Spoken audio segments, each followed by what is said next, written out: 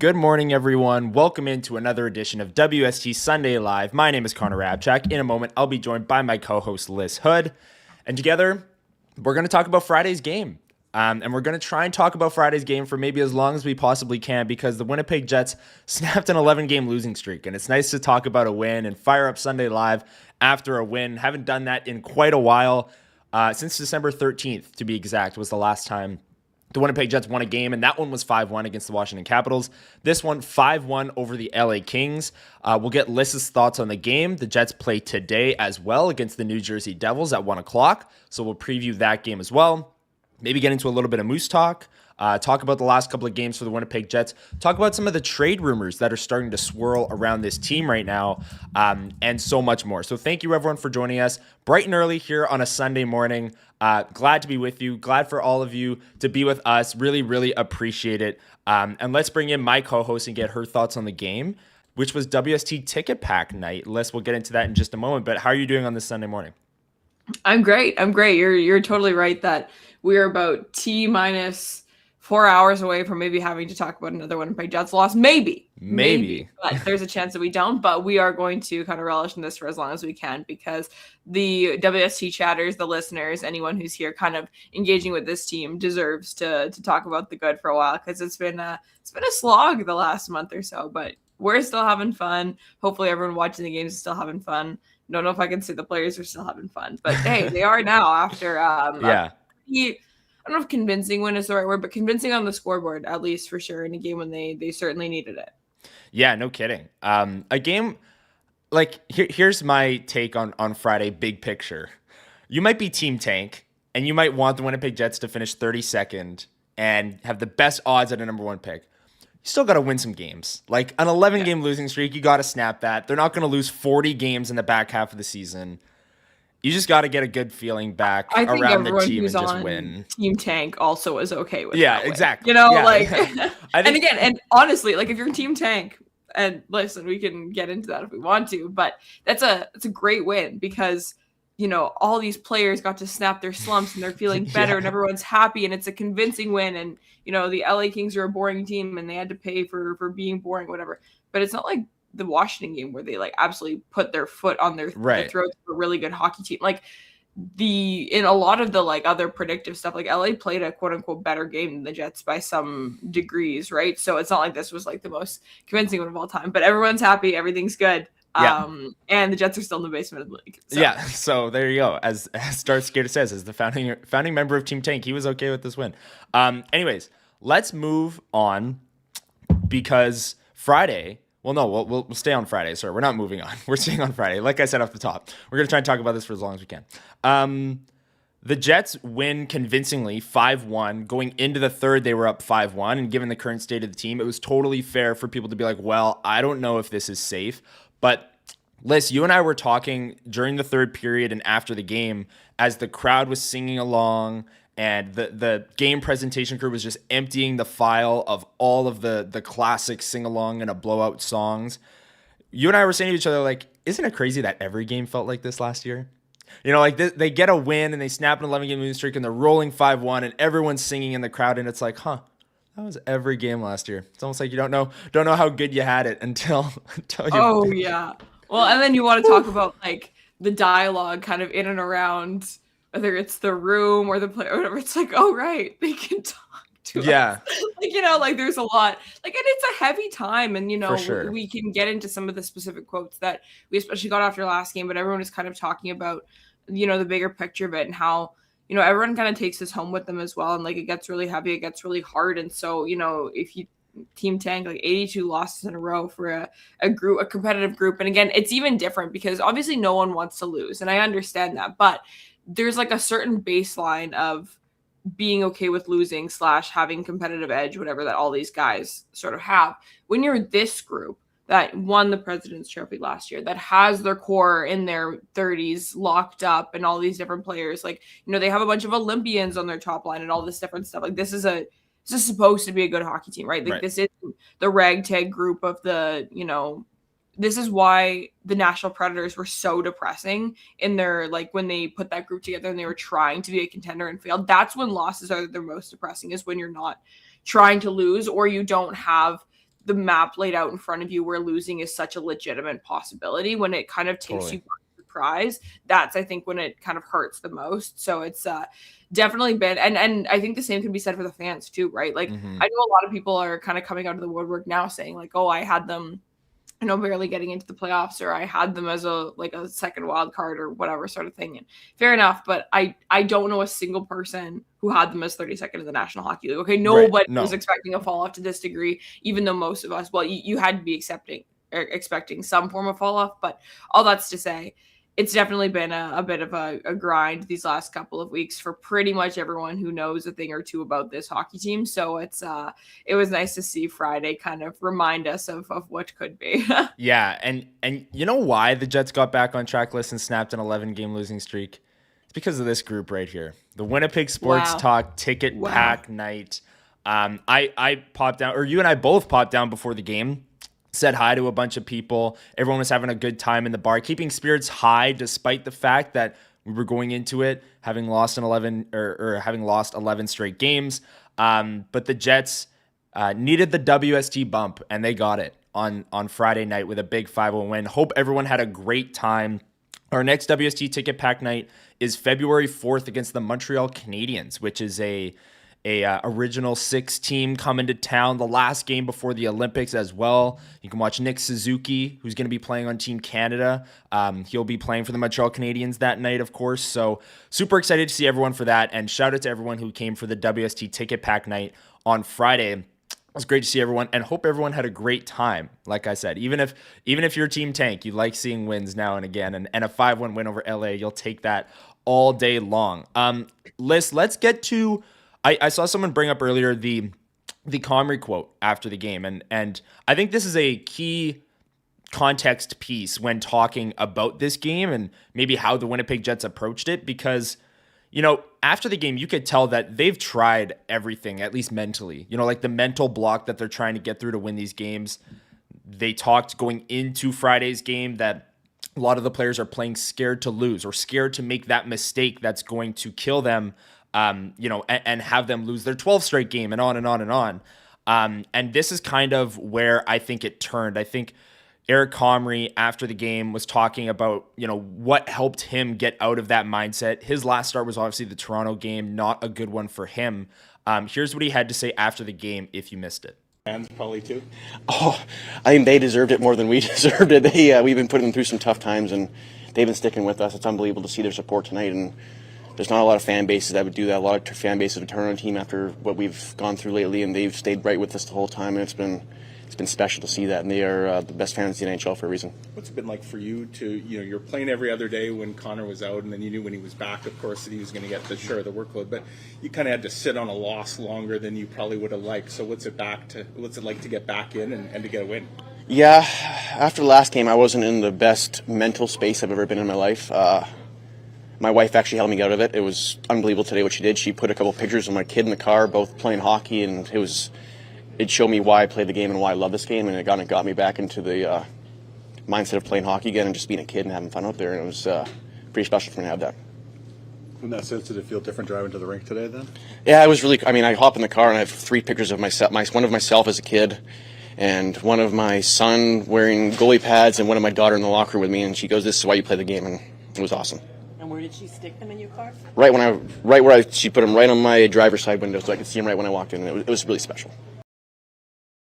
So there's Eric Comrie after the game, and Lyss, Eric Comrie is absolutely a guy that, wears his heart on his sleeve, and you could even tell kind of right there was getting emotional talking about his wife leaving pictures of him as a kid playing goalie and his two kids, one playing goalie and one in the locker room with them, and how it grounded him in that scenario. And for me, it's not like I was numb to the fact that like there's an extended part of this. Like we're all going through that 11-game losing streak, but it's crazy to see how much the family support aspect of it can do for a professional athlete like that. And Eric Comrie, I really appreciate him telling that story.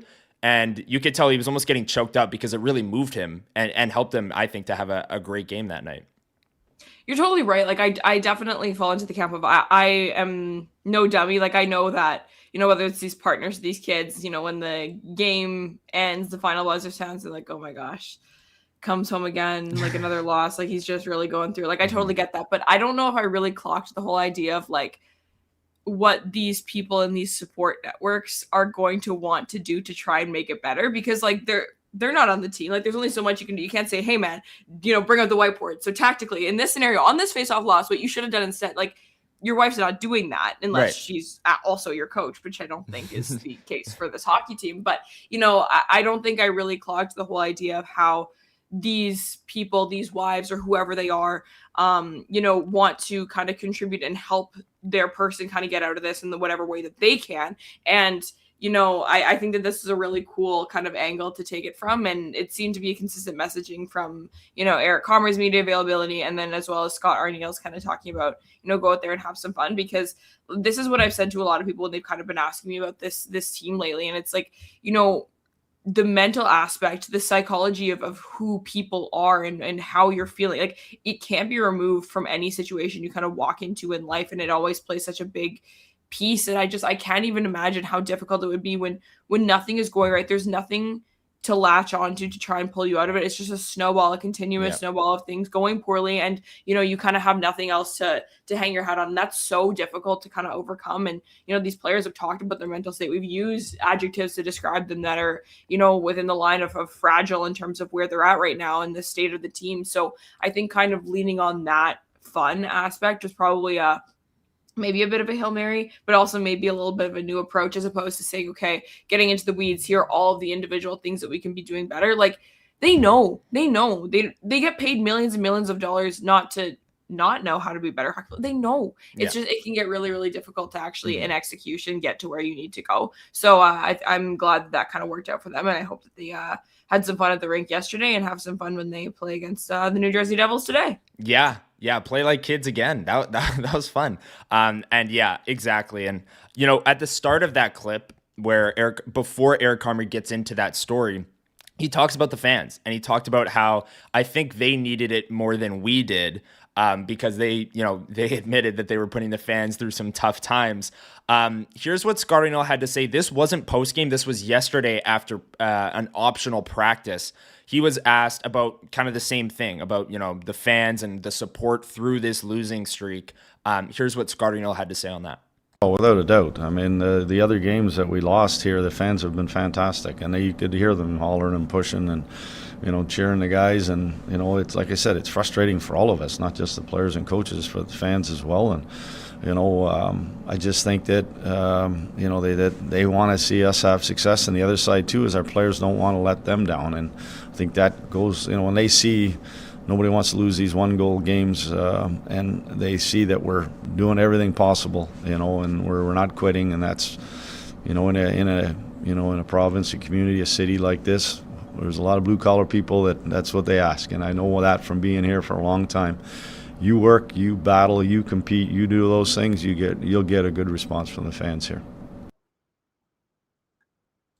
And there is Scott Arniel after practice yesterday, an optional practice, talking about the fan support. And Lyss, he had a quote in there talking about how, you talk about this city and their blue collar town, and they just want you to put together a good effort. I think this is where Scott Arniel maybe has an advantage over everyone, like a pulse on the city. Like this guy's played here, coached here, lived here, basically his whole life.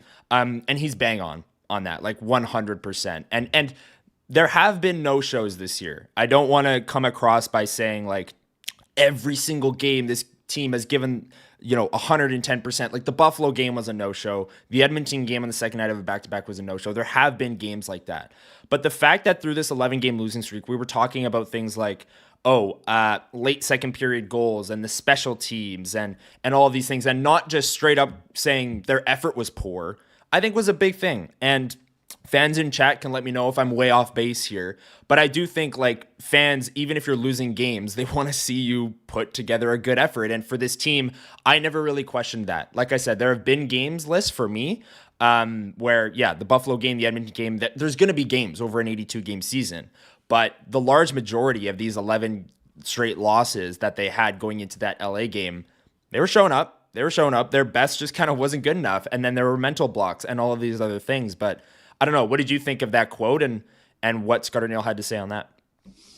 Yeah, I think that it's bang on in terms of this fan base. I think is a little bit different than some fan bases. There's a lot of crossover between this fan base and maybe some other ones in other, smaller markets, Canadian markets, whatever you want to call it. But I feel like the way I see the Winnipeg Jets fan base is that this is the type of fan base that maybe won't buy tickets to a game, if they're trying to make a stand because they don't like the direction the team is going in or whatever. But if they are buying tickets to the game, they're going to be there until the final buzzer. Like this isn't a rink. Obviously, some people will empty out a little bit as, if there's a blowout kind of going on and might as well beat the traffic kind of thing. But for the most part, this is a committed fan base. This is a dedicated fan base. And this is why I stand by, anyone who's ever said that they would stand by this team through a rebuild. They would fill the seats through a rebuild. If you had, a Connor Bedard and Frankie Nazar around there skating, just hoping for the best and trying to learn the ropes of the National and knowing that they're going to stay in the basement of the Central Division, fans would support through that. If they felt that there was a direction, if they felt that the guys were out there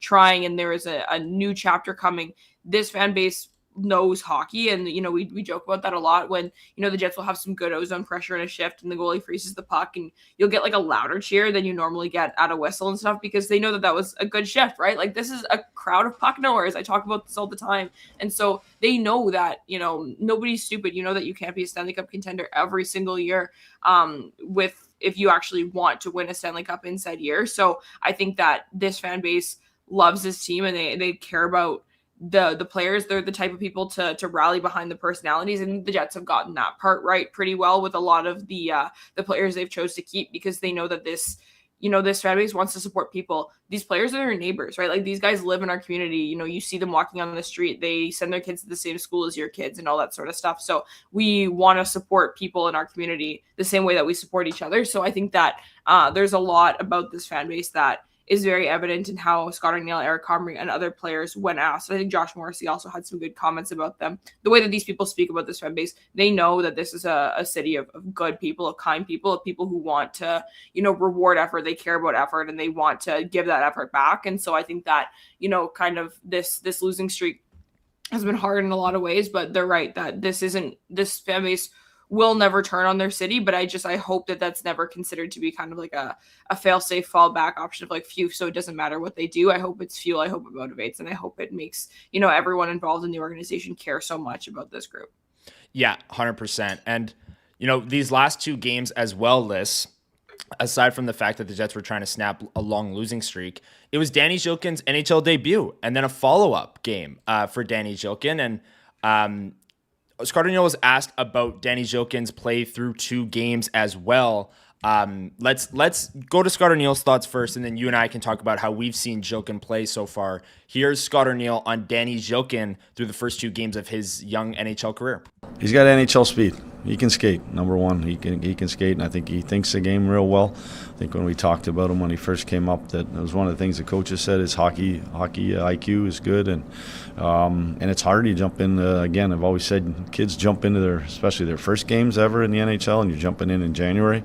It's fast-moving water, and it can be overwhelming for guys. But I thought that he's handled that real well. I like that line. Obviously they've given us good minutes, and they scored a goal the other night. So they're again, Cole scored again last night. So it to me is what you hope that you're going to get from that line. And he's a young guy that's taken advantage of an opportunity that's been put in front of him. So there's Scott Arniel on Danny Zhilkin, and for me, the biggest thing from that was right off the top when he goes, he's got NHL speed. And Lyss, through two games here, I've noticed that NHL speed from Danny Zhilkin. He's had a few really solid forechecks in on the puck, and his closing speed is great in terms of, the puck getting in deep. He's on the fourth line, so they're playing a very simple, direct game, as coaches like to say, get the red line, get it deep, and just try and make something happen. And his first 2 shifts in the Edmonton game, where he flies into the zone and forces a turnover, I was almost like, what is going on here? Like a solid forecheck. We haven't seen that in a long time. And Danny Zhilkin came in from the Manitoba Moose and just did it on his first 2 shifts from the fourth line. So I've been quite impressed with Danny Zhilkin through the first 2 games here. Even got some penalty kill reps in the LA game as Morgan Barron was hurt. Cal Connor took a penalty at one point, so he got in on a penalty kill as well. What have you thought of Danny Zhilkin's first 2 NHL games? And I'm hoping he plays again today. Again, optional skate yesterday, so we don't know really anything in terms of the lineup. But what have you thought, Lyss, of his first 2 games?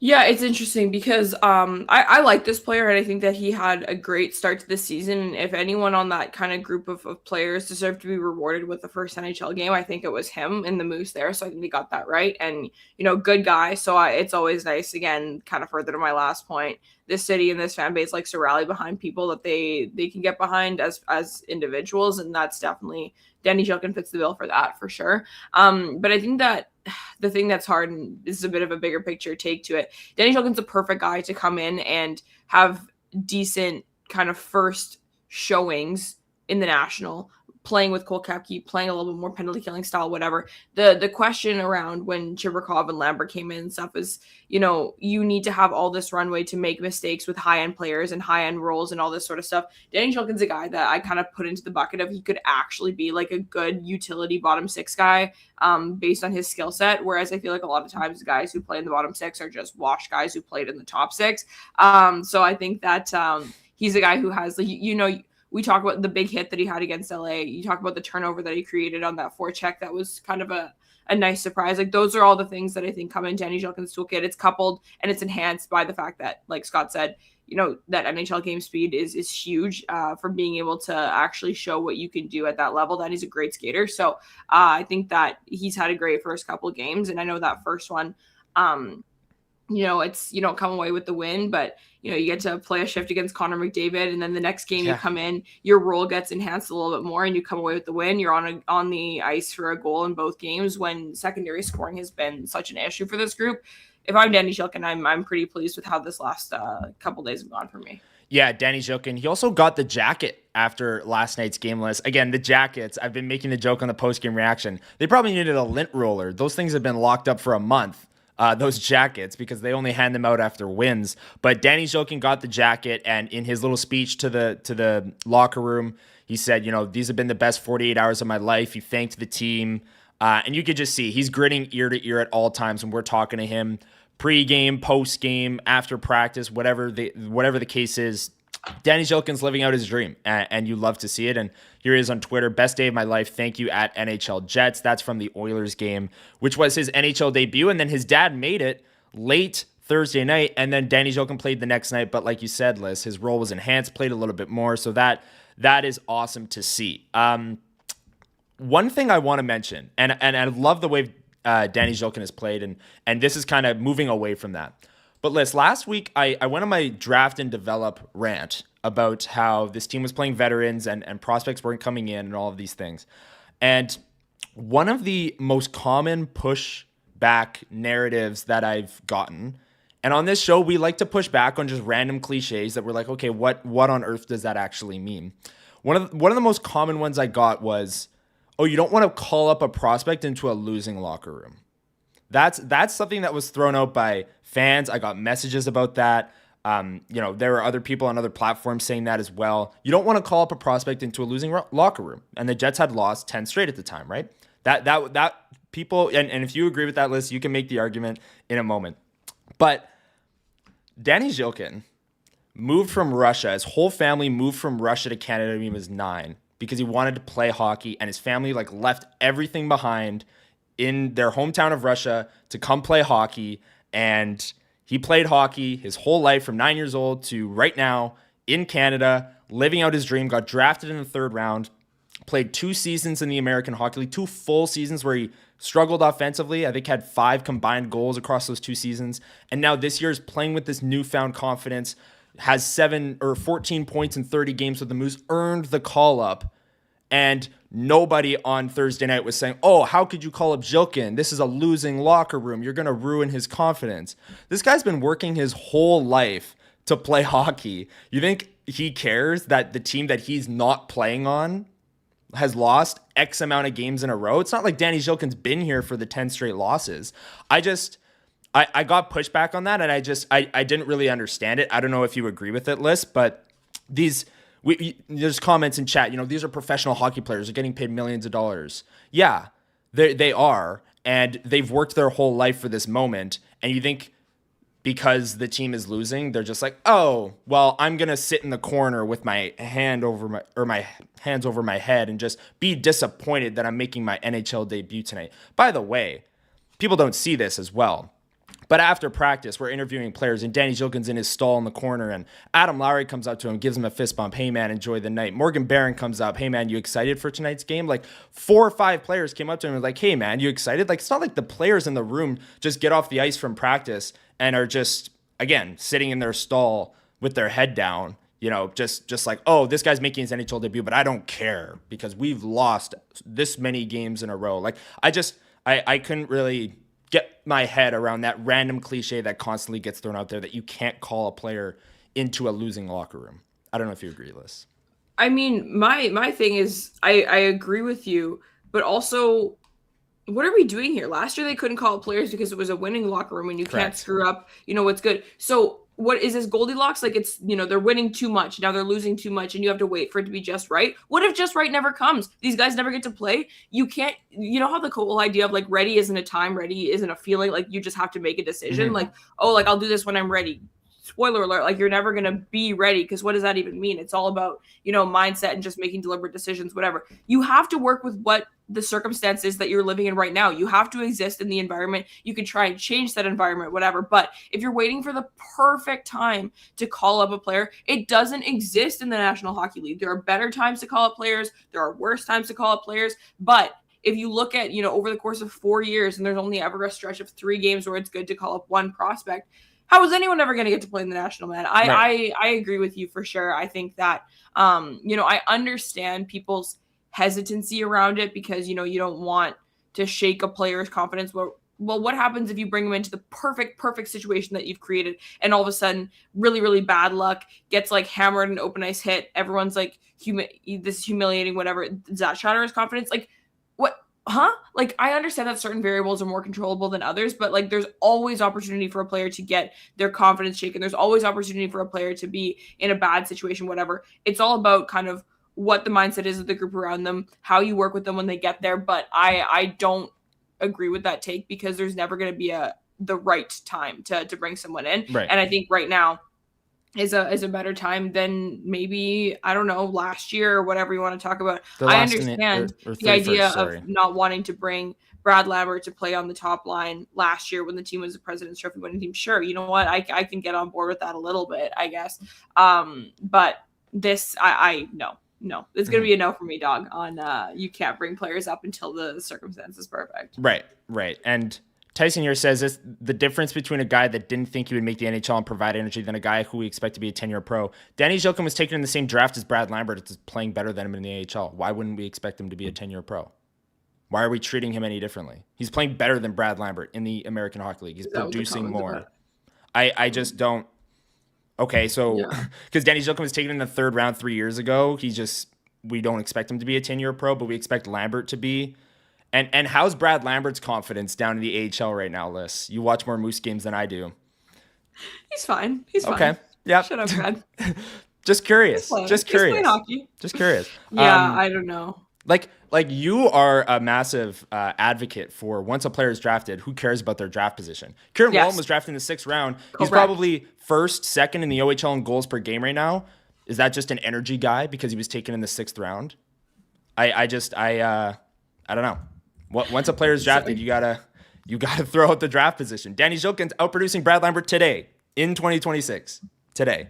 That's why you got the call up. For sure. Yeah, no, for sure. And I think that I stand by what I said, though, that I think that Dan Zhilkin's skill set is a little bit better suited to have better environment. I think that the opportunity to play, I think things also could have looked drastically different if he was playing with Gus Nyquist on that fourth line and someone else. I think Cole Koepke's speed and the way he kind of plays a sort of hard-nosed forecheck, whatever, I think that was a good complementary skill set for Danny to get to play with. So I think that really helped as well.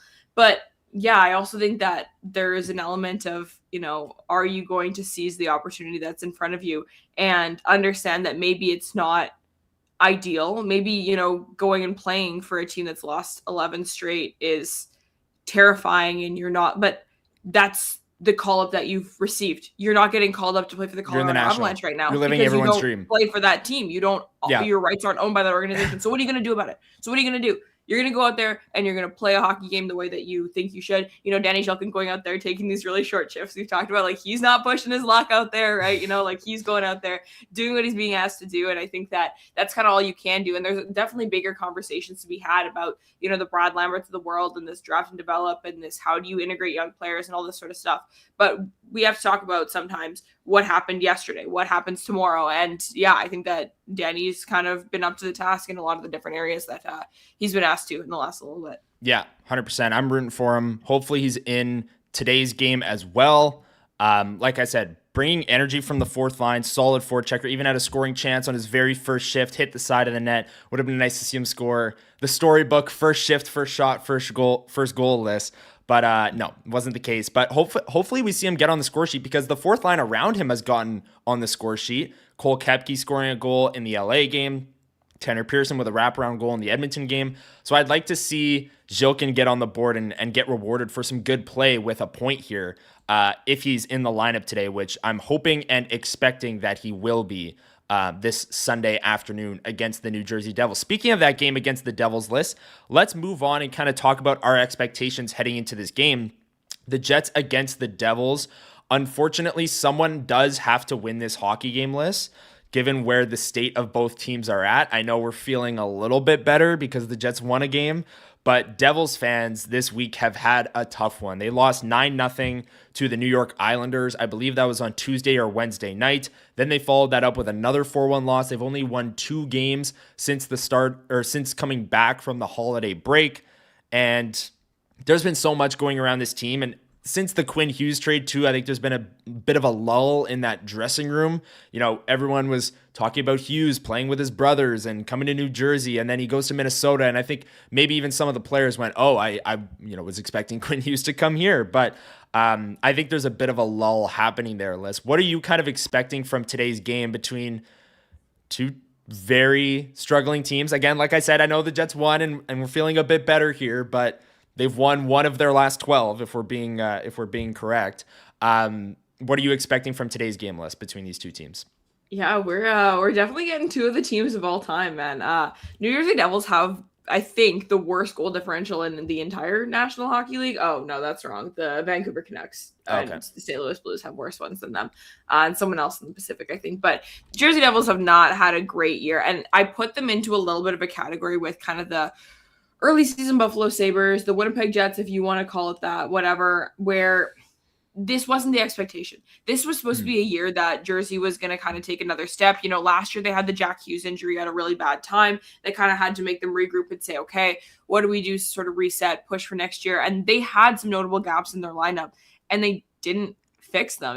Jack Hughes, running mates, and all this different stuff. It's an ongoing, the way that we talk about, the second line center here in Winnipeg, they're talking about what happens outside of the Brat Hughes minutes when, Keisher goes out there and he kind of locks down the opposition. He does the hard matching, all that sort of stuff. And then Jack Hughes goes out there and flies.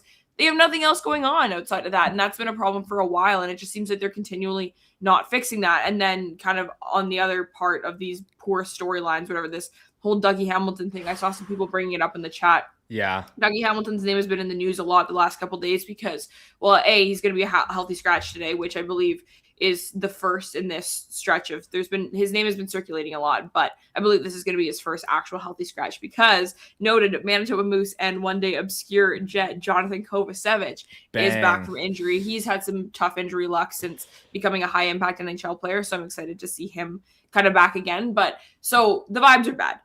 Luke Hughes was supposed to be their savior, 1A defenseman, whatever, drafted so high. He's been bad. Jack Hughes cuts his knife handed a knife at a restaurant. Like all these just like awful vibes kind of around this team. It's not been great, but in terms of actual on ice storylines, I flagged a couple things that I wanted to talk about in terms of a preview kind of for this matchup. The New Jersey Devils are a decent layered screen shooting team, which is something that we talk about a lot, as that was something that have we talked about that a lot? Have we talked about a lot? Layered screens, haven't used that term in a while, but that was something that absolutely killed the Winnipeg Jets in the playoffs last year. And Jersey is one of the better teams at getting those types of shots through, so that's something that I'll be kind of watching for tonight.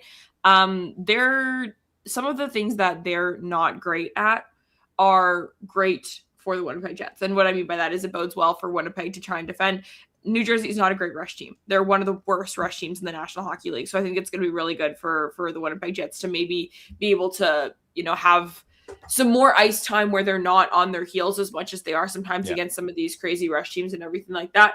But once they kind of exit their zone, like there is not a lot that happens when Jersey has the puck on their stick in the neutral zone. So I think the neutral zone is going to be the zone to watch in this game, but this is going to be a desperate New Jersey team coming into Winnipeg for this matinee, right? Like they need things to start going right for them the same way that the Jets do. So I think it's going to be the unstoppable force meets movable object. Yeah. Like I think that, both of these teams very much have competing priorities here in that they desperately need wins, both of them. But in very sad ways, I guess, kind of. But I'm excited for this game. I like a lot of what the New Jersey Devils have to offer, but holy smokes, has it not come to fruition in the way that they wanted it to so far this year. Yeah, no kidding. And look, this is a game from a Winnipeg Jets perspective where it's like, okay, you won one game, great. The last time you won a game, you lost 11 straight. So what do you have for me today? What have you done for me lately? And today is that day where they got to follow it up. And here's the tweet from Pierre LeBrun that got over 1 million impressions on Twitter. Reached out to Dougie Hamilton's agent, JP Barry. His response, quote, Dougie was informed today that he will not be playing now that Jonathan Kovacevic is back in the lineup. In our view, this decision is all about business rather than his game right now. Singling him out seems very calculated at this stage. Dougie has a 10-team trade list, and there have been efforts to trade him going back to the draft last year. We've made it clear to the Devils that we will consider teams outside our list and other creative ways to get to a team that is mutually acceptable. Pierre LeBrun adds, so Hamilton Camp is willing to be flexible beyond 10-team list if it means finding a suitable team in a trade. And then there was a report later in the day list where there was a report that they tried to trade him to the San Jose Sharks in the offseason and he blocked it. Dougie Hamilton, that is. So lots of drama going on with the New Jersey Devils right now. They lost 9-0 this week. Dougie Hamilton's getting scratched. Is that a power move trying to get a guy to waive his 10-team no-trade list? There's a lot going on there. And the Jets coming off of a win where they felt great, 5-1 through the first two periods. They can jump on the Devils here and maybe a team that is equally as fragile as the Winnipeg Jets. Maybe, potentially, maybe not. Maybe I shouldn't throw that out there. That's high praise almost, if you will. But look, Dougie Hamilton has 3 years left at $9 million, and it's not like he's a bad hockey player. This is very much a case of, remember the Nate Schmidt buyout list? I think everyone consensus agreed that Nate Schmidt is still a solid third pairing guy. It's just he's making $6 million, and that was kind of the issue. I think a lot of it is the same with Dougie Hamilton. Is he a top pair guy at this stage of his career? Probably not. But he's still a quality hockey player. But he's making $9 million, so that's a little bit of an issue as well. Anything else on today's game before we move on to our segments, Lyss? Yeah, I mean, I think the thing that was just fascinating to me is that the quote directly was, now that Kovacevic is healthy, Dougie's out of the lineup. That to me makes it sound like this is the path forward as opposed to, Kobe's going to get a game, whatever. But that right side of Brett Pesce, Jonathan Kovacevic, and Simon Nemec, that's a decent right side for a National Hockey League. Sure. I think we were looking at the Jets' right side when Pionk didn't come up for warmups, and it's like, Dylan DeMello, Colin Miller, Luke Schenn. I would be interested in Brett Pesce, Jonathan Kovacevic, and Simon Nemec, that's for sure. But I think that it'll be interesting to see kind of what comes of that. I would not be surprised if Dougie Hamilton gets moved, like a right-handed defenseman. Yeah. I know he makes $9 million, and we are outside of this double retention window now. So if a team wanted to take him on, they would have to take on a good chunk of his contract without any options to kind of diversify it further. But this is still a good hockey player. Still a very, very good hockey player. And everything is a little bit different. I know Tom Fitzgerald made some kind of combative comments to that. And he's like, this is the first time our right side's been fully healthy. But when the right side's fully healthy and Dougie Hamilton, the $9 million guy, is not in it, tough. That's it'll be interesting to see what happens. And hey, who knows? Manitoba Museum, Canadian Museum for Human Rights. Maybe he just doesn't get back on the plane after the game tonight. Maybe Dougie Hamilton's a Jet. I don't think Dougie Hamilton's a Jet, Liz. I'm sorry, I don't think so. I don't know. Maybe I'm wrong. There was a time when I would do 2011 redrafts and take Dougie Hamilton over Mark Scheifele. What a time to be alive. Morrissey Hamilton top pair. Thoughts? Who says no? Well, today, Brendan Dillon revenge game. Really looking forward to that. Brendan Jonathan Dillon Kovacevic revenge and Kovacevic revenge game. Yes, of course. But we talked a little bit about And Kovacevic. Yes. Colin Miller revenge game. Colin Miller revenge game. Nice. Get him nice. up. So many revenge games down at Canada Life Center today.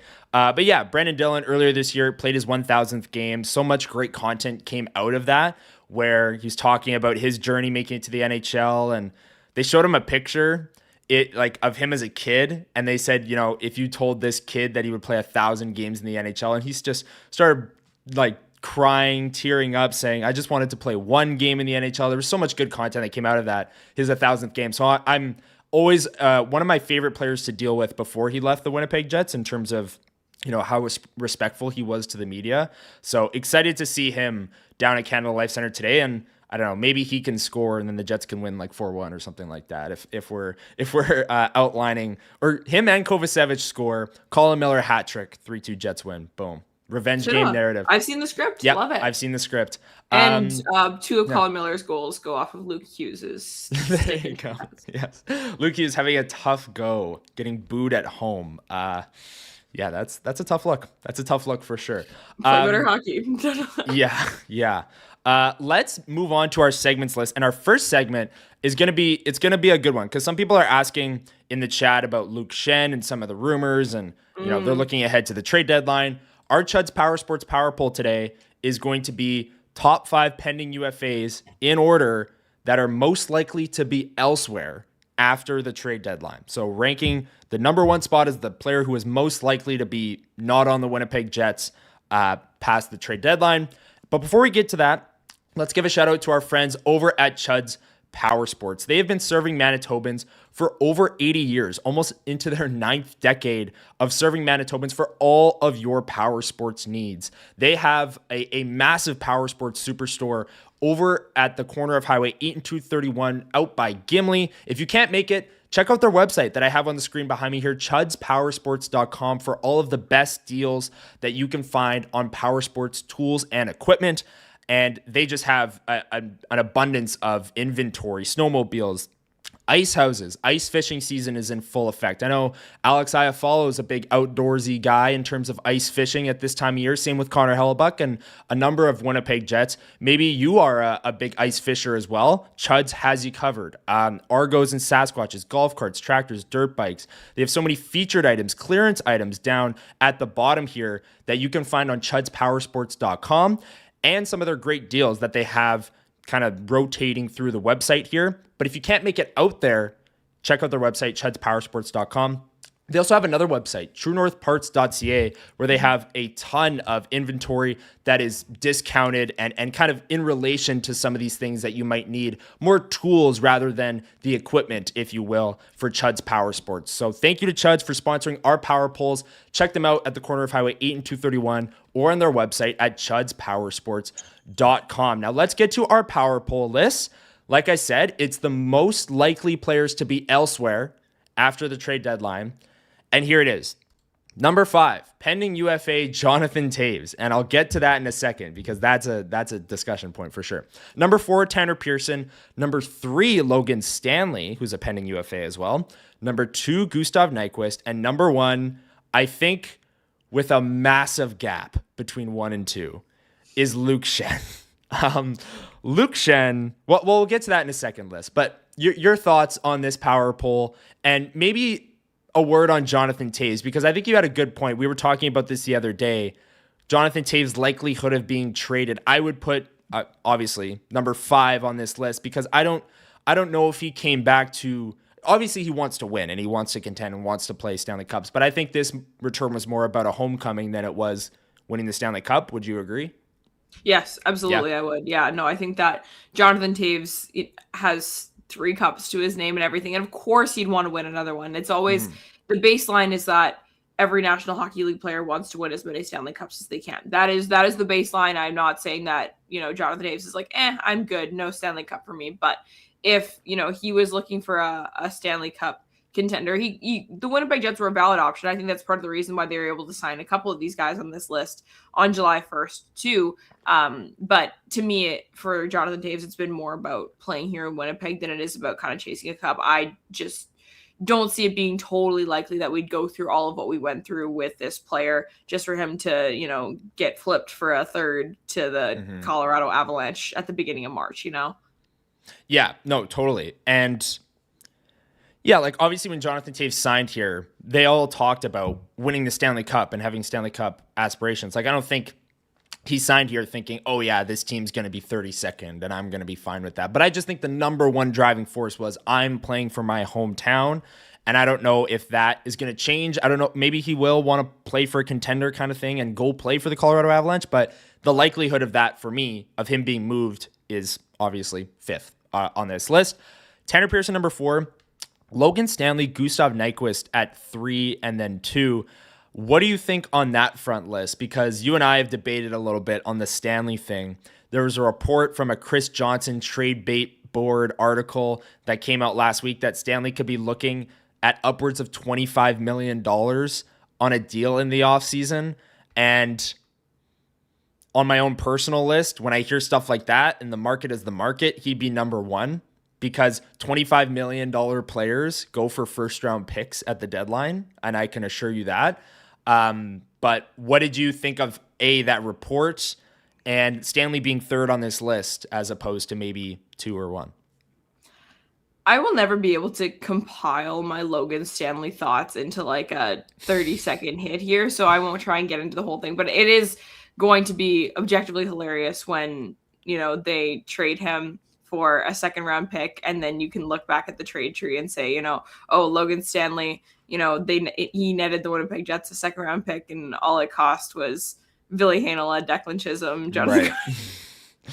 Right. But I definitely find that report shocking, and I don't think it's true. I think that we haven't seen what Logan Stanley's value is outside of this market. He hasn't been put on waivers and cleared. He hasn't been, any crazy reports since he and Jack Roslovic were maybe going to be a package for Mark Stone once upon a time. If you remember those Where days. Would the Jets be but I think that this is like, if Logan Stanley makes $25 million and isn't, I don't even know what I would say. I don't even know what I would do. There's no world in which that happens. I understand he's had a bit of a hot streak, but holy smokes, if you look under the hood, there's still just the same problems that there has been. But with this here's the thing, Liz, GMs don't do that.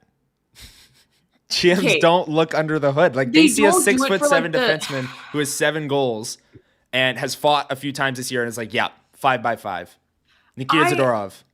I disagree with you, though. I think that they look under the. Yes, I know that, but also he's been here for as long as he has. He's never played top pairing minutes. He's only played 2nd pairing minutes when there's been an injury, and he's not done super well in those times. Whatever. Sure. When it comes down to actually putting your money where your mouth is and acquiring said player, I think people are a lot more aware of what kind of is happening under the hood with this player than maybe we might think that they are and whatever. And I think that, it's easy to say hypothetical, oh, you'd love to have him, great 3rd pairing guy, this, that, whatever. But if it's like, hey, Kevin Cheveldayoff calls you up and says, what are you willing to give me to bring this player into your lineup? A, you have to look at who's coming out of your lineup to put this player in, right, knowing all that comes with said player. And B, you have to be willing to give up some form of like asset or whatever. I don't know if that's worth it to a lot of hockey teams. We'll see. This was a conversation we had last year, I think it would have been, when, you know, Billy was healthy and there was a lot going on and Stan hadn't taken a big leap or anything. And we were kind of back and forth of, would he get claimed on waivers? And I was fully in the camp that yes, because it's such a low risk situation for, like you said, 6'7"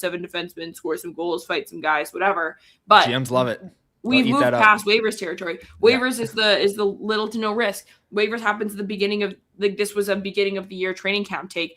This is like kind of crunch time now. And I don't know if a lot of teams are going to be like kicking the tires down to give this guy a $25 million extension.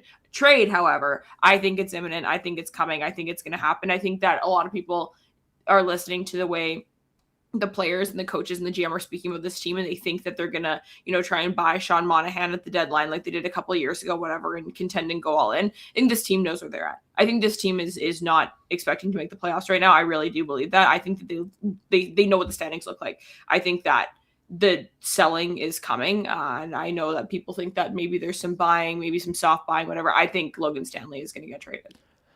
Okay, I don't know.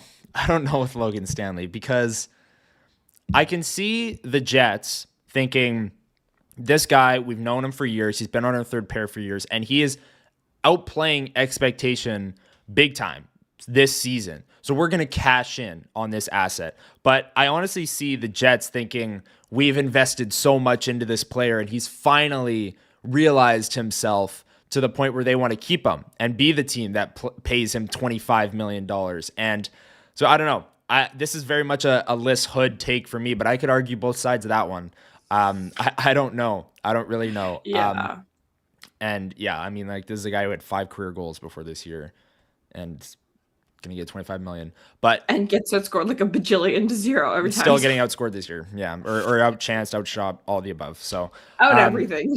Yeah. But let's move on to number 1 on the list, Lyss. Luke Schenn. And Luke Schenn, I want to bring this up because the Luke Schenn saga started with Dave Pagnotta, who's been on our show many times, always a great guest, always very gracious with his time, releasing an article saying Schenn would be open to a trade. And it kind of started like, you know, the Jets that was in the middle of the 9-game losing streak at the time. And Luke Schenn or his agent or whoever kind of floated this through Pagnotta that, hey, if the Jets are going to trade me, we'd be open to it, right? Then slowly but surely, it's almost like it's gotten more aggressive. It's Dreger comes out and goes, he's asked a question about the lease. Remus played this clip the other day if you were tuned into Winnipeg Sports Talk. Dreger was asked about the Leafs, and he goes, yeah, I mean, I think they're looking for a depth defenseman, a guy like Luke Schenn, who I've heard is kind of frustrated and wants a bigger opportunity and bigger role. And then Dave Pagnotta says this on, when was that, January 9th, 2 days ago, regarding Luke Schenn and the Jets. He's open to a change of scenery, which is where this all started, right? And then he goes, that's the light way of putting it. He's been a little bit frustrated with his ice time. He wants an opportunity to go after a championship again. And Lyss, to me, it's almost like this guy's begging to be taken off of a sinking ship. And that's why he's easily number 1 on the power poll. But it is just, has it surprised you, just kind of the progression in a very short time, by the way? It's almost like I'm scared I'm not going to get traded. So I'm frustrated with my ice time. I want to play for a contender. Like this just seems like it's getting more and more, as opposed to the first article, which is just like, you know what? If you're going to trade me, I wouldn't hate it. And now it's like, no, I'm frustrated with how much I'm playing. I want to go for a championship. I mean, it's going to be Luke Schenn. Like, he's near the end of his career, so I don't like hate the fact that he wants to go after a championship again. But the frustrated with ice time, Lyss?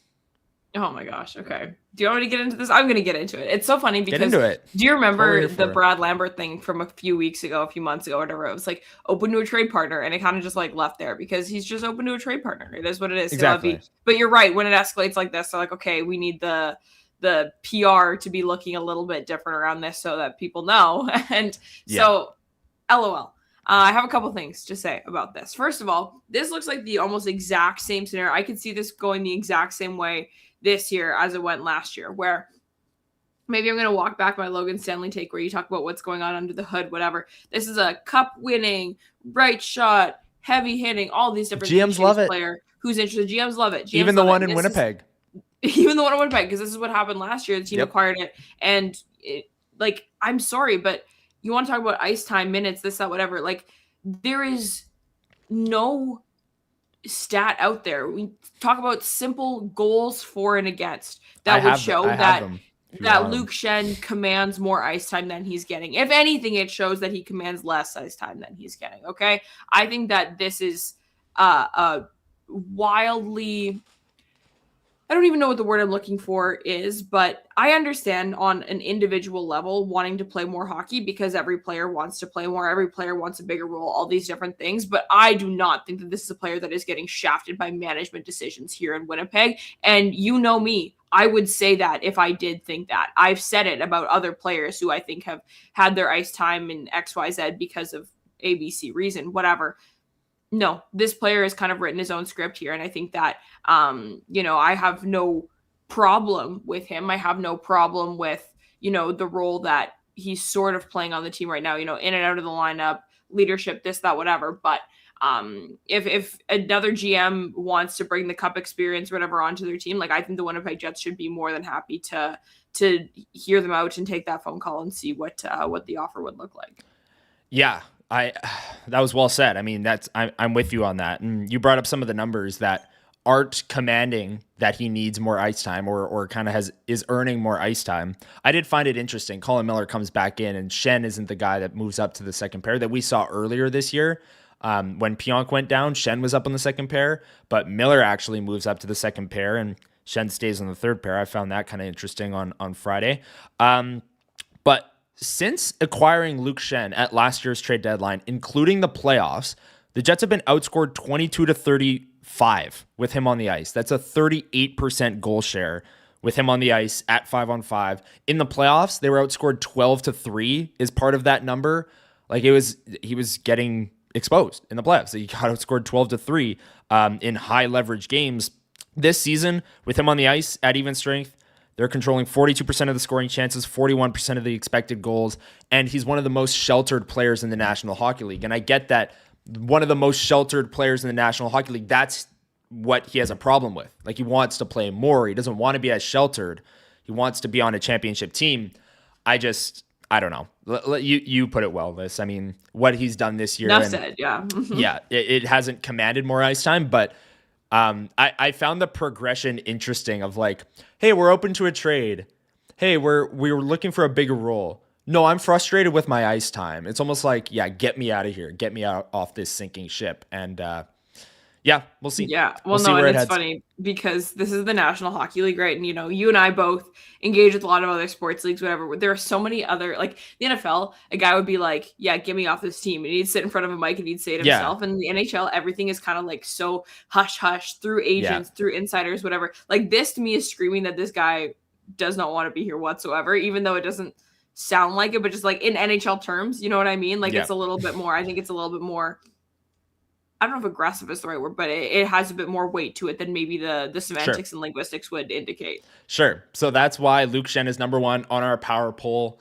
Shout out to Chuds for sponsoring our power polls here on Winnipeg Sports Talk. We do one every Sunday, and it is an absolute blast. So that's coming in at number one. Before we get to our next segment, we got a super chat list. Dallas Pauls sends in 1919. He says, for a second Taves goal at home this afternoon and post-game 1919s for Connor and Lyss. And my 49ers are taking on the Eagles this afternoon, so I might need a few 1919s either in celebration or in mourning for when we get back home and I see what the score is. Funny enough, Lyss, I don't know if you knew this, Tyson Rewicki, who I'm doing the post-game with, Eagles fan. Oh, so, I did not know that. So what we're going to be doing is I'll be at the Jets game covering the game. Then I'm going to come back home and we're going to wait for halftime. So as soon as halftime hits, we're going to record our post-game reaction to the Jets game, upload it, and miss as little game time as possible. I'm just hoping that by halftime. I was kind of wondering. I was secretly wondering. It was like, I don't know what your plan for the day is, but this is the least surprising development I could possibly have scripted. Yeah. Yeah. Dallas Balls agree. Forgot about that. Well, thank you, Dallas, for the super chat. Really, really appreciate it. Hope you and everyone here enjoy the game down at Canada Life Center today at 1:00 and enjoy a full Sunday of NFL action. The games yesterday and last night were incredible. The Chicago Bears defeating the Packers, and then the Rams squeaking by the Panthers, the scrappy Panthers. So yeah, looking forward to another great day of NFL football after the Jets game, of course. Let's get to our second segment of the show list. This is the part of the show where we pick one Winnipeg Jet who's trending up or down over the past week of play. So the Jets played a number of games this week, ended off with a win, or at least going into this show. Who do you have for trending up or down? And do you have who we took last week? Because for us, those are off the board. But if you're here with us live on YouTube, drop your picks down below for trending up, down. Yeah, so last week we had Alex Iafallo and Gabe Belardi for trending up, and then we had Gus Nyquist and Vlad Nemesnikov for trending down. So my trending up pick this week is going to be Jonathan Toews. I think him getting back on the scoreboard was huge for him. He's had, what is he up, like 5 points in 8 games in the last little stretch here, something like that. Like he's quietly been starting to pick it back up kind of production-wise, and I think that the move I made this tweet, I think 2 games ago now, that, having Connor, Scheifele, Iafallo, and then Perfetti, Toews, Velarde is the closest thing that we've had, I think, to a legitimate top 6 on this lineup kind of almost all year, really. And so I think that there's a lot of potential for that second line to continue to maybe generate a bit more now that the monkey is off of both Cole Perfetti and Jonathan Toews' backs. So Jonathan Toews gets my trending up. There was a couple of passes he's made, all that sort of stuff. He hasn't exactly scored any sniper real goals yet or anything like that, but I think that it sounds like it's a popular take in the chat. Jonathan Toews gets my trending up as well. He's absolutely trending up. Like for this week, he is built for this trending up pick. I'm totally with you on that. He's been like, we've talked about load managing him all season long and whether that's been an option for the Jets. And I'm going to stand by this take. I don't think it's any secret that coming out of an extended 5-day break, he's looked the best he has all season long. So, with this grind of a January schedule, I wouldn't mind, as weird as it might sound, because he's playing good right now, I wouldn't mind seeing him get some nights off and keep his legs fresh the back half of the season because there's no doubt that since the holiday break, he's looked like a different player to me. He's looked a lot better, facilitating more, in on the forecheck, making the great defensive plays that we've seen throughout his career, but maybe not as much so far this season. So Jonathan Toews, that's a great pick. A lot of Danny Zhilkin, a lot of Eric Comrie in the chat. I'm not going to go for any of those guys. I'm going to go for Jonathan Toews lineman. I'm surprised you didn't take him. Cole Perfetti. I have been moved by Cole Perfetti this week. Let's go. I have been moved by Cole Perfetti this week. The game against LA, where he had 2 assists, and the second one was a primary assist to Mark Scheifele, I thought was honestly one of, if not his best games of the season. He was, flying out there. That second line, I agree with you, Lyss. I think this is the best, the top 6 or any iteration of the second line has looked really all season long. And I think Cole Perfetti has a big reason to do with that. I think he's getting a little bit of speed back. I think the high ankle sprain is getting, maybe he's getting more comfortable skating on this and looking a little bit quicker. So for me, he scored the goal earlier this week and got 2 assists last night in the game Friday night against the LA Kings. So for me, Cole Perfetti's looking more explosive, and that's good news for the Winnipeg Jets moving forward if he's able to kind of turn a corner here. So I'm moved by Cole Perfetti as of late, and I'm interested to see what he can do today. So he's my pick for trending up. Lyss, who do you got for trending down? Am I allowed to go with the cop-out answer for this week? The cop-out answer? My cop-out answer, my trending down pick is Luke Schenn. Oh, yeah. Okay, well, if you didn't, I was going to. Yeah. Okay. Go for it. That's all. Oh, that's it? That's all. All right, we're done.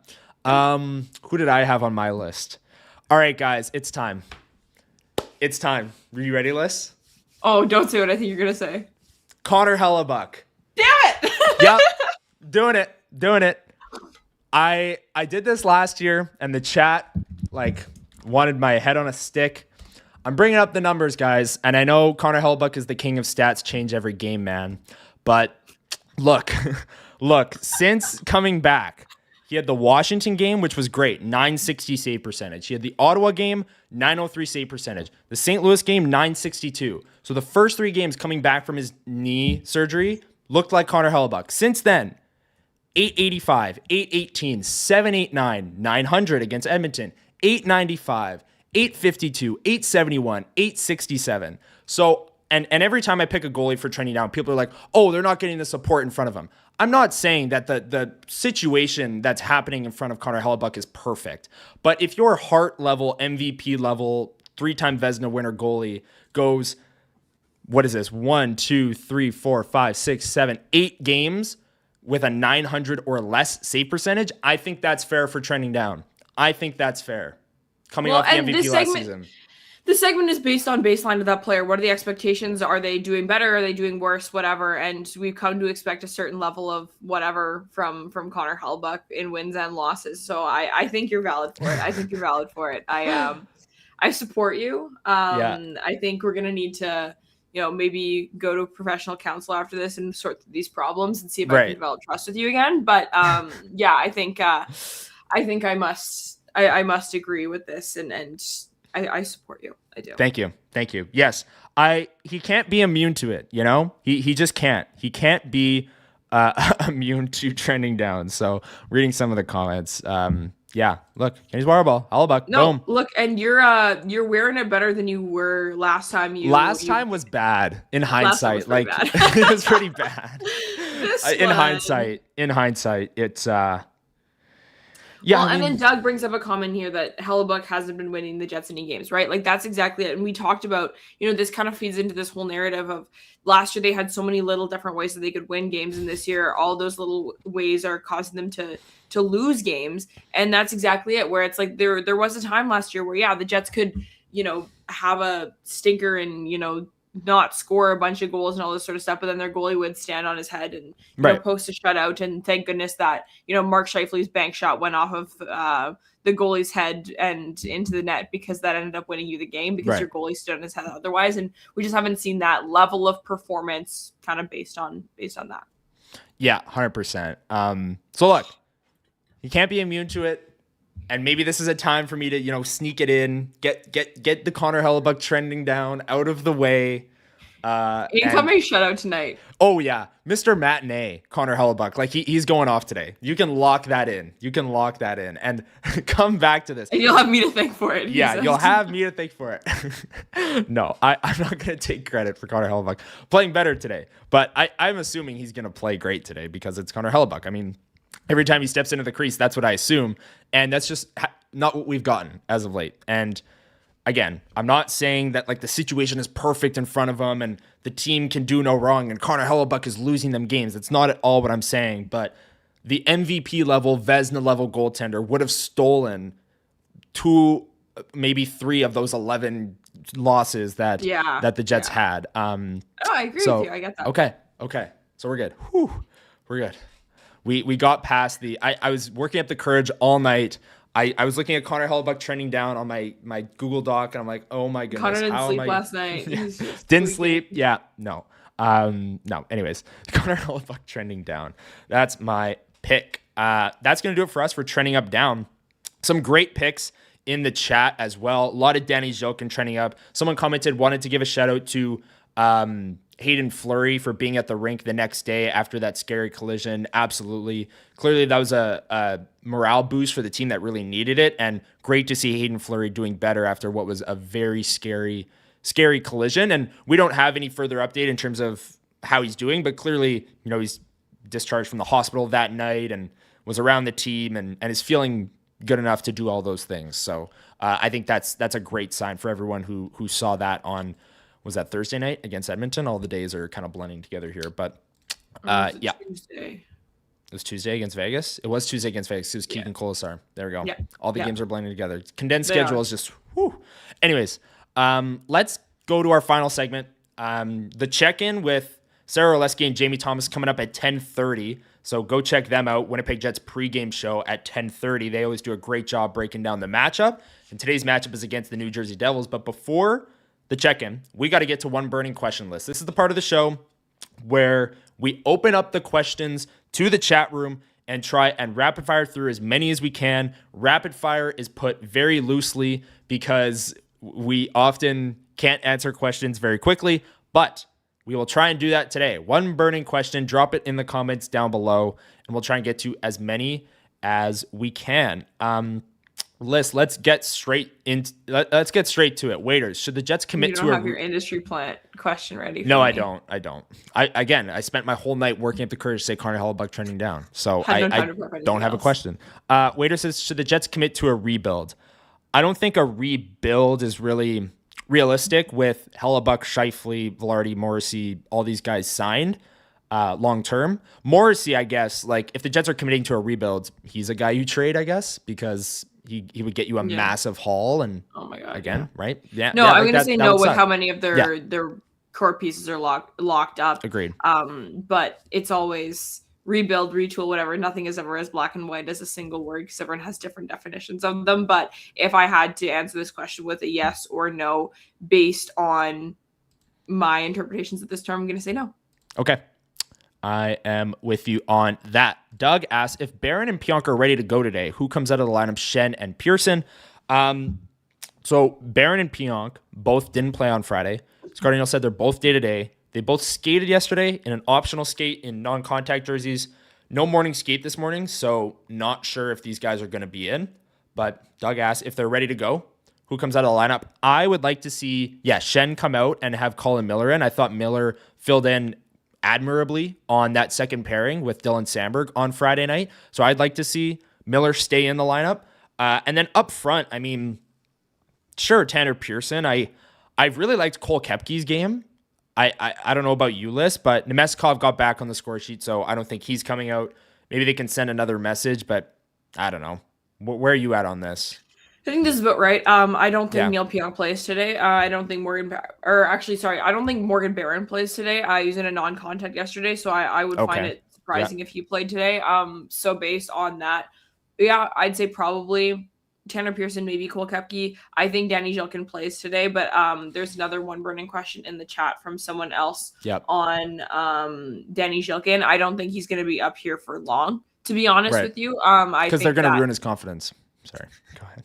No, because this is the Winnipeg Jets, Connor. And I think that he'll get his stretch of games here, whatever, and maybe he stays, but maybe he goes down. I think they're just going to give him. I don't think they're going to scratch him right away. So I'm going to lean on the Tanner Pearson or Cole Koepke as the extra man, or hot take, maybe Nino Niederreiter too. I think you're right. Vlad stays, but I think the other guys are kind of all in consideration, I guess. Yeah. I'd like to see Koepke stay in. He just scored in that game, and I think he brings a lot of what this team lacks in terms of speed and physicality. And again, and he's got the toolkit to play on a checking line and to play on a fourth line, as opposed to just being a washed top line guy who can't play top line, so he must be able to play bottom line. You know what I mean? Right. Yeah. Totally. Yeah. He's got the tools for sure. Let's move on here. Will Dylan and Schenn drop the gloves from Alan Hayes? I mean, wouldn't be shocked if these guys fought, just because they've both fought in their career. Yeah. What about Dylan and Stanley? What a fight that would be. That's just I'm going to say no fight today. I'm going to say no fight. I'm going to say no fight either. These guys are going to be checking their phones at intermission for NFL scores. Like, they're not going to be. Anyways. Did you see Ty Bauer's fight last night? Yeah. That was gross. Ty Bauer just, like, it's crazy. Speaking of fights, sorry, maybe this is my one point question. Did you see the clip of the kids fighting at an intermission Hershey Bears game? Where are the refs? Where are the parents? What is going on there? Yeah, I low-key fell into the camp of some people were like, I think this is AI. Because I'm like, yeah, like you think about when the little kids come out and play on the Canada Life Center ice. For those of you who missed the clip, there's like a bunch of like 6-year-olds just like dogpiling and like throwing punches, like right hooks, and like, it's insane. But like, I actually didn't even finish the clip because I was like, this is weird. And like, also like, it's kind of disturbing, to be completely honest with you. Like, I don't like that mentality in children at all. Not to be friend who's too woke, but I hate it a lot. Speaking of the disturbing nature of it, the goalie, who like everyone thinks is the star of the show, comes flying in. But as they fly into the pile, they go like head over heels, and their skate comes like inches away from a kid's head. I'm like, what are we doing here? Like there are massive safety concerns there. I know everyone finds it hilarious. I get it. it's kids fighting, and like if you want to take it and just laugh at it because it's a funny clip, by all means. I was laughing. I know. But like I just it's just I feel like my take on it is like, wow, you must be fun at parties kind of thing. But I'm like, these are the problems of hockey culture shown in one clip here, right, or whatever. But it's like, yeah, I did see that, but it was insane, and Cool. but what the big thing is that I just don't understand. Like, you think about when the Timbits play at Canada Life Center, there's like 8 parents out there. The in-game host is out there with a stick on skates and whatever. Like where is everyone? What is going on? Yeah, it's like we just threw the kids out on the ice and said, "Go have fun," and they just all. And yeah, like Kieran in the chat says NHL promoting fighting, so the kids are gonna do it. Yeah, like that's what I mean. Like there are problems here. I get it. Like it's it's insane. That clip is wild. Question here. Yeah, it is wild. What percentage of the team is going to be gone by the end of the season? 23 skaters. I was going to say 23 skaters. Let me do some math. What's 5 out of 23 percentage-wise, Lyss? I was going to say, I'm saying 13%. That's 3 out of 23. Okay, nice. 13%. Okay, I like that. Yeah. Call it for more math. Anywhere from like 3 to 5 players, I think, of the pending UFAs. And then like the 2 that maybe won't, I'd say are maybe like Logan Stanley, that's a question mark of will he be gone. Jonathan Taves, who we both just said we don't think will be gone, but who knows. So yeah, anywhere from 3 to 5, whatever those percentages are. That's what I'm gonna go with. Has Gustav Nyquist played his last game for the Jets? I don't think so. No, I don't think so. I'm gonna say no on that one too. Yeah, I think he'll be back in at some point. He'll be one of those guys that comes in. It is kind of wild to me, Lyss, that Gustav Nyquist, it's either he's a healthy scratch or he's on the top power play unit, and there's no in between. It's hilarious. I love it. It's so funny. It is insane, though. One burning question. 49ers or Eagles without answering as a 49ers fan. So, Lyss, go ahead. Eagles. Come on, man. Let's on. I'm sorry. The Eagles are the only good team in the NFL this year, and they're not even great. They're just good. Also, Cooper DeJean, freaking, what is he's in his what's the opposite of his cougar girlfriend? He's living his best life. Yeah. Legacy game incoming. I guess so. It's the Eagles, man. I'm sorry. My favorite coping mechanism when the Niners playing big games is like, okay, at least if they lose, someone I know will be happy. Sammy Smokes Barbecue, big Eagles fan. As long as the Niners if the Niners lose today, at least Sammy Smokes Barbecue will enjoy it. Niners lost to the Chiefs in the Super Bowl 2 years ago. At least Huss was happy about it. Like that's how I deal with the impending heartbreak. I was actually talking to one of my friends about this the other day because I went out for lunch with my buddy whose best friend is a Niners fan. And so he's like, man, like I want them to get kicked and whatever sort of thing. I was like, I feel like when your friends are fans of a team, it means you either love that team or hate them. It's like when my friends are fans of XYZ, I'm like, I want them to lose because like, haha. But other times it's like, oh, like at least my friend is happy. You're a nicer person than I am. Most of my friends' favorite teams I hate. So yeah, fair. I mean, my bad. I also don't like the Eagles. I mean, nobody likes the Eagles. Well, unless you're an Eagles fan, nobody likes the Eagles. Correct. But yeah, I mean, but I would prefer if the 49ers won. I want the Eagles to be done here. Like I'm so bored and get some new blood in here, but I'm just saying who's going to win this game. Wow. Is that worse though, that I want your team to win? I just don't believe in You them. don't think they have the horses? Wow, that's really unfortunate. No, I think they have the horses, but I think the Eagles have more horses. You think the Eagles have I think they have better stallions. We're dialing in. We're switching hats. Oh my god. It's time. We saw the Moose hat for long enough. It's time. It's Did NFL you see Billy's Sunday. shootout winner last night? Yes. Billy's shootout winner. That was big for the brand list. Huge. No, but shout out to everyone who asked questions. Thank you for joining us here on Sunday morning. That's really going to do it from us. I mean, their check-in is in 10 minutes. Brought that up earlier. Sarah and Jamie breaking down the Jets and Devils, teeing you up for today's action. And then puck drop is at 1 o'clock today as the Jets take on the Devils and look to build off of their first win in 11. Lyss, final predictions, thoughts, things you want to share on today's Sunday Live before we wrap? Yeah, I think the Jets string together back-to-back wins for the first time in however long today. I think it's coming. I think the Devils are cursed. I think that the Devils, the areas that the Devils struggle in are areas that I think the Jets are able to manage well and capitalize on and stuff. I think the Jets do it. I think that the vibes are good. I think the Canada Life Center is going to be bumping for a matinee. Wow. I think it's going to be a fun one. I am predicting a big fat Winnipeg Jets win today. And in that same excited vein, my newsletter finally does drop this week. The first edition coming out, hitting inboxes this week. So I'm going to pop that link in the chat if anyone wants to subscribe. I got so fired up when Connor, you and I were beefing about it's bad for the confidence of a player to bring them into a locker room or whatever. And Matt Hyman, loyal listener, Matt Hyman was like, there's no right answer in this particular argument. And I said, yes, you are so right. There is no right answer in this argument. And there is no right answer in most arguments. And I believe that so strongly in hockey that I started a newsletter about it. So it's coming out on Wednesday, and it's all about kind of some of my favorite hockey debates and kind of going back and forth. So I'm really looking forward to it. And I there are better answers, worse answers, but no right answers. So I'm really excited about the newsletter. It's coming out on Wednesday. So if you subscribe, it would mean the world to me. It's free, and it's an email newsletter that comes out once a month. Kenny's Water Bottle is a subscriber. I'm a subscriber. That's two. That's two. I do have two subscribers. So nice. It's big. It's you and KWB. Let's go. Yeah. The link is in the chat, folks, if you want to check it out. Lyss doing a great job with all the work here at Winnipeg Sports Talk, as you know, and I let you know.